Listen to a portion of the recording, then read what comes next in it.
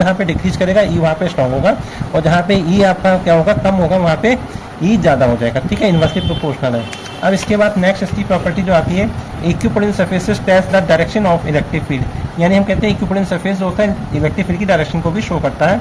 और last point जो important है, no two electric potential surfaces intersect to each other, दो इलेक्ट्रिक पोटेंशियल एक दूसरे को कभी भी इंटरसेक्ट नहीं करते हैं। अब इसमें जो नेक्स्ट टॉपिक है हमारे पास वो ये है कि prove that kinetic energy equal to q into V होता है। तो यहाँ आपको मालूम है ए और बी पॉइंट दिया गया है। ए पे हमने क्यू नॉट चार्ज प्लेस किया है, इलेक्ट्रिक फील्ड की डायरेक्शन आपको मालूम लेफ्ट टू राइट है, और यहाँ पे पोटेंशियल हमारा बी पॉइंट पे पता नहीं है, तो हमने इनिशियल वेलोसिटी यू और यहाँ पे फाइनल वेलोसिटी वी कंसीडर की हुई है।